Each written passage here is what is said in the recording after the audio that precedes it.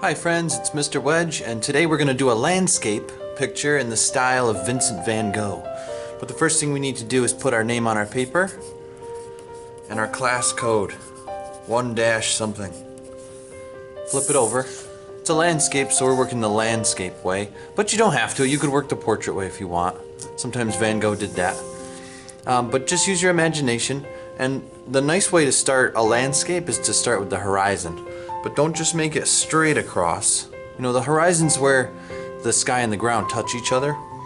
But Van Gogh would use any opportunity he could to do curving lines, because that would give his picture movement.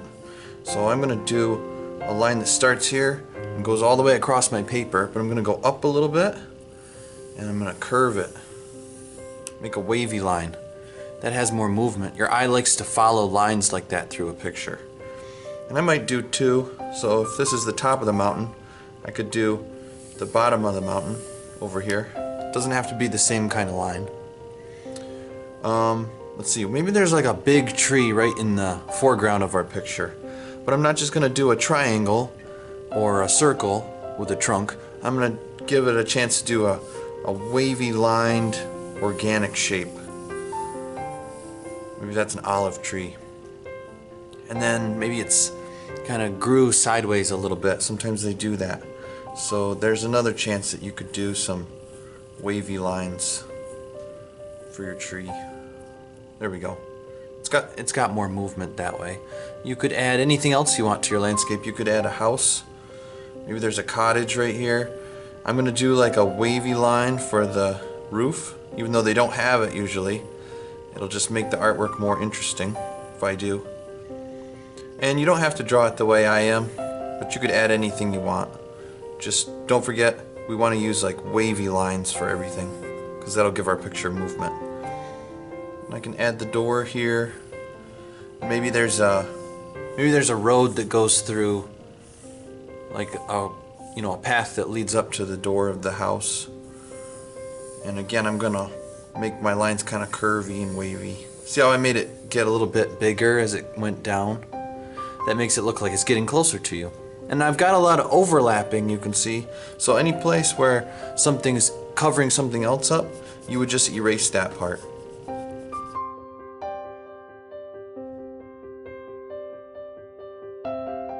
You wouldn't see those parts because the objects cover them up. And maybe in the foreground there's some kind of bush or something. Almost looks like fire. But as long as you're using curvy, swirly lines, you're doing it right. You could even add clouds in the sky. Just keep your pencil swirling and curving around. There we go. I filled up my picture. I've got lots of shapes to color in. So now I'm going to use watercolor. Add water.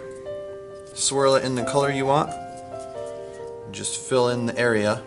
And go really slow and careful on the edges.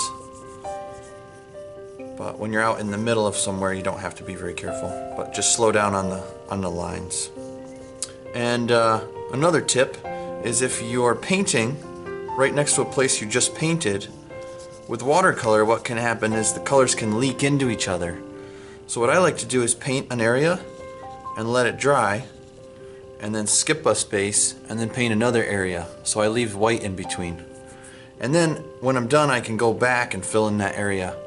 Just that way the colors are dry when I put my other color next to it. And that way they won't leak into each other.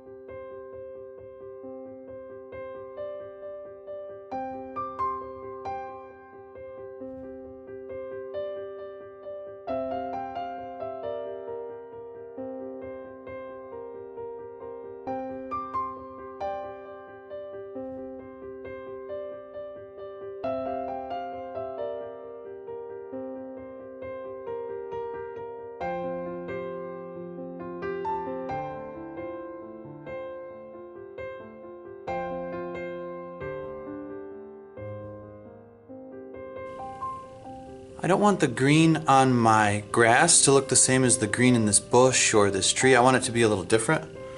So I think for the tree I'm going to make a really light green. So I'm going to mix yellow and green together. And you could do that anywhere. You could add them to each other. You could just mix them on a tray like this. But just as long as it's a little bit different. So they look like they're different things. Not all greens are the same anyway, right? And then for the bush, I think I'll add a little black to it to make it darker. Or you know what? Red is the complement of green. It's across from it on the color wheel, so it's the opposite. So if I add red to my green, it'll make it darker. So I'm mixing red and green in a new pile. And I just made dark green. Yeah, just so it looks different than the grass. So there you go. Once you've painted in your landscape, you can just let it dry for a little bit. Watercolor dries pretty quick. So in a few minutes we can come back and add some texture with oil pastels. My painting's all dried so I can draw on top of it, and I've got oil pastels, and the first thing I'm going to do is go through and give everything a nice outline.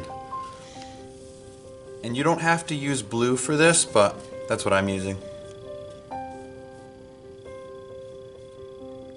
So I'm just tracing over my pencil lines that I did with an oil pastel, any color you want, and that'll make everything stand out nice and clear, and it'll kind of flatten out your picture too, make everything look flat.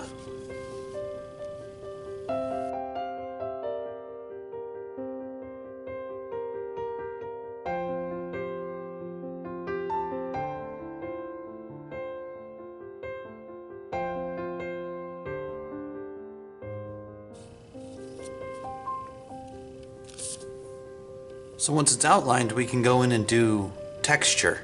And texture is how something feels, so like rough, smooth, bumpy, soft, things like that. But you can also look at something and kind of see what texture it has. You don't actually have to touch it. And Van Gogh's paintings had a lot of texture to them because he used really thick brush strokes. And he also liked to go like this when he painted. So he kind of followed the shape of the edges of things, the contours we call them. And he kind of brought it to life and gave it, it's not just like flat solid colors. He gave it a lot of energy that way. And it won't work if you just do, you know, just a few like that. That's not really texture. That's like 5 plants. But if I do a lot of it like this,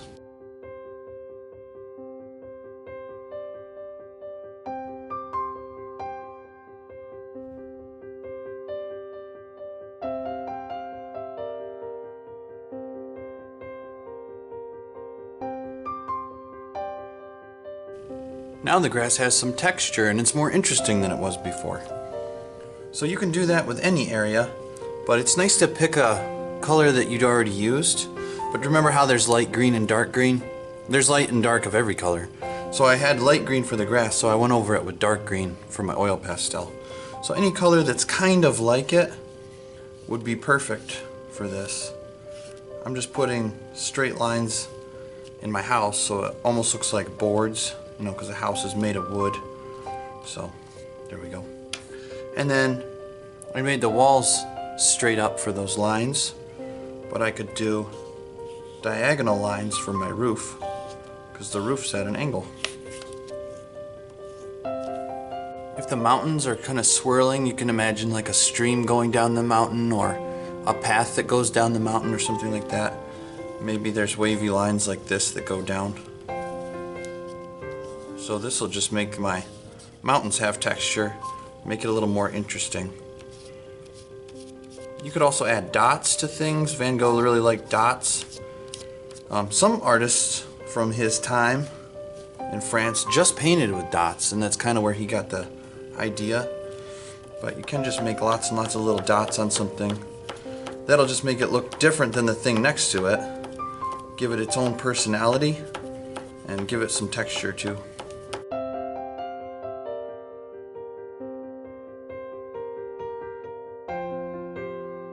So pick a shape and then fill it in with its own color and its own texture. And you can also do like swirly things.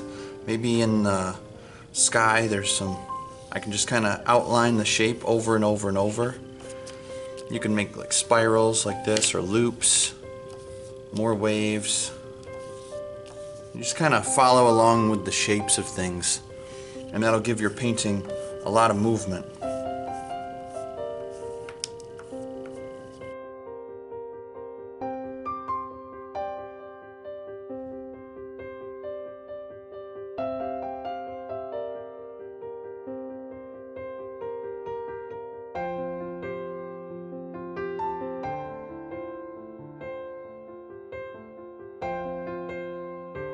So your dots and your dashes kind of go in the same direction that other things are going when you color them in. But anyway, Van Gogh style landscape. It's got movement, bright colors, lots of texture. Work hard, have fun.